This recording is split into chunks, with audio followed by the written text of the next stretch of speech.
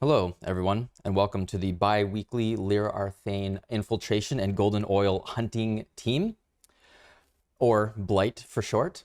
Let's start off with a tally of our findings from our newest member, Intern Sister Cassia. What did you find since our last meeting? God's warmth. I mean, okay, but anything else? Divine power. Yes, I know this is some sort of holy pilgrimage thing for you, but like oils or maps or anything we can use? New roots. There's always new roots. That's like a thing that happens with fungus. Come on, Cassia. That's just... You're making me nervous. Sister Cassia, speak with me after the meeting. I'm just not sure we're on the same page here about this mission. Anyway, I should have seen that coming after interview. She just couldn't stop talking about burning the unrighteous to ash or something. I don't even know what that means. It's really just hard to find good help around here. Now, Subtractum, do you have anything to add?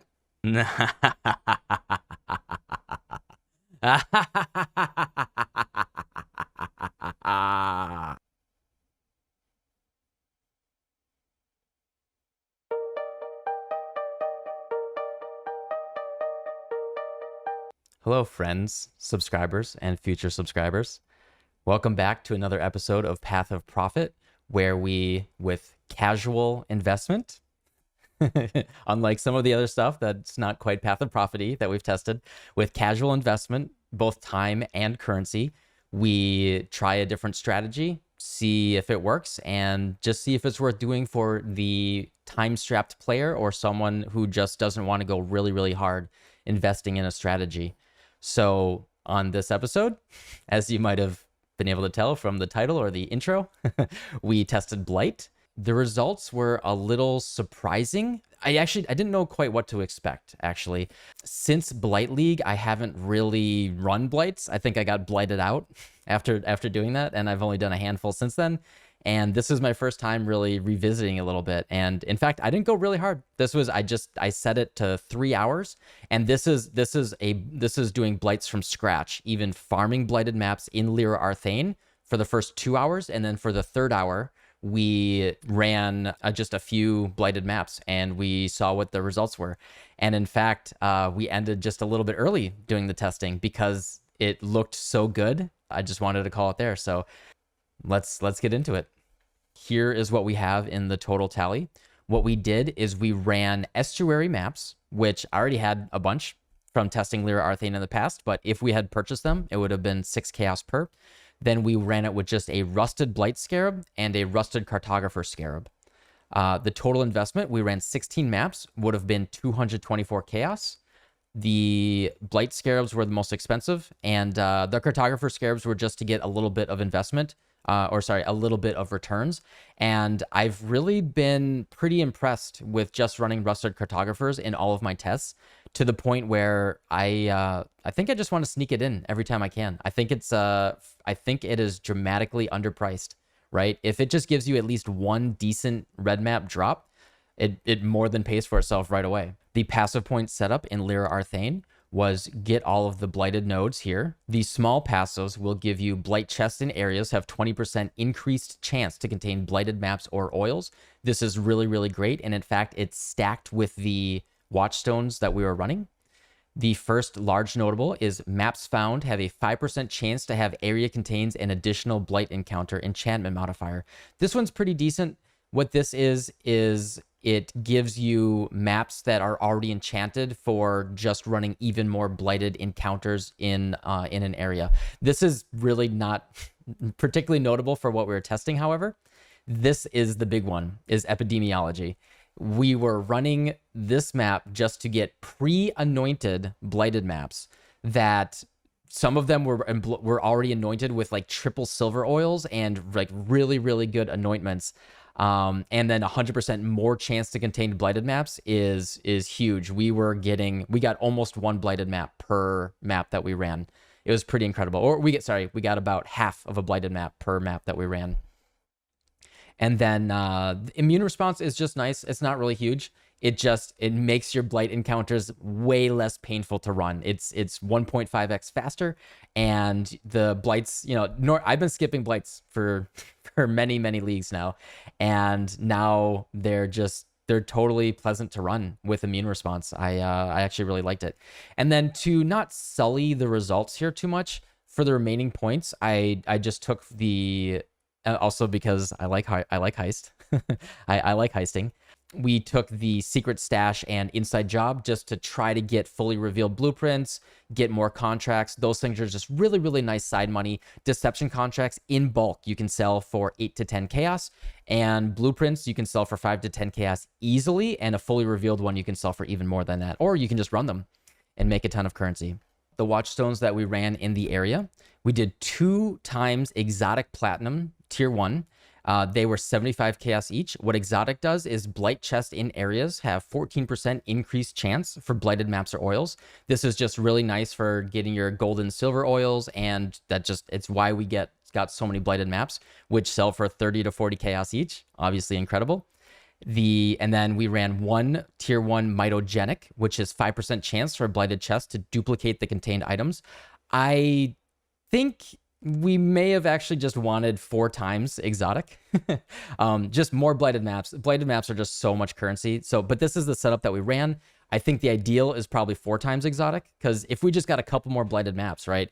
Each one being 30 to 40 chaos, I think it's worth just stacking that. And then we ran 1 tier 1 thorough for just more blueprints in the area. We didn't get a ton of blueprints anyway, so this was just leftover. It's what I had. The total investment in Watchstones was 400 chaos. Also, I didn't want to go super, super hard, right? It would have added another 100 chaos to the price if I did that. So I did try to, do a suboptimal strategy. So 400 chaos, not really expensive for the Watchstones. People aren't like mega valuing that right now. And then in terms of the dynamic currency that we spent, it was 224 in the maps run. It took about 2 hours to run 16 maps, doing blighted encounters a little bit slower, and I was doing it on stream, so a little bit talking with chat and all that wasn't going super, super efficiently. The revenue that Excellence showed, which does not count blighted maps, which is, if you're using Excellence to test your results, be a little wary here. So it's 597 chaos, but it is not counting blighted maps at their 30 to 40 chaos value. So this actually was, and it's fluctuated since I entered this spreadsheet. Excellence, it updates up, and I haven't changed this, and it says 13 chaos now.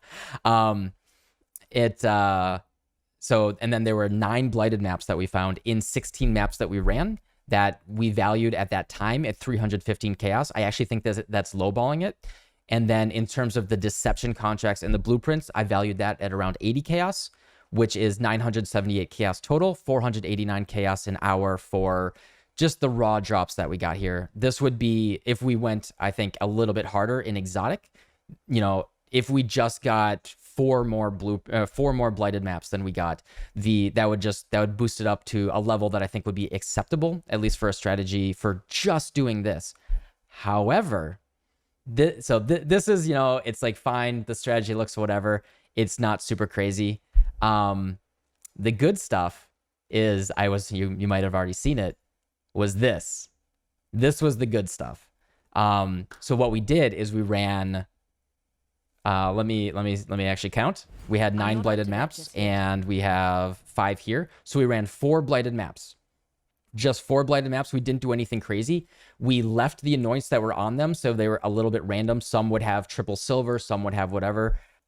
Some of them had some bad anoints. For the ones that had bad anoints, we did 2 teals and 1 crimson. Teal makes the encounter go faster, so it's actually, you get more currency per second. It speeds up the encounter by 40 seconds per teal oil. So we did 2 teal oils, so the 5 minutes was actually 80 seconds shorter than that. So pretty huge. Takes more than a minute, almost a minute and a half off of a blight. So you can just get it done real fast. And then 1 crimson oil, I believe, is 15 lucky chests. And lucky chest is just, it's a double roll on the loot that you get from the chest, which is just really nice. And this is what we got out of running 4 blighted maps. And it's valued at over 1,000 chaos. Obviously not all of it is super static. You're not going to be selling every single thing perfectly here, but a lot of this is just stuff that I actually use a very strict loot filter. So this is probably not too far off of what you would actually get if you're trying to sell these things. We got an Exalt, and I think that's kind of expected value if you run 4 blighted maps with like really, really high quant. Another thing that we did is for the blighted maps, this was a change this league, is that quantity for rolling your map now affects the drops from the chest. This did not used to happen in the past.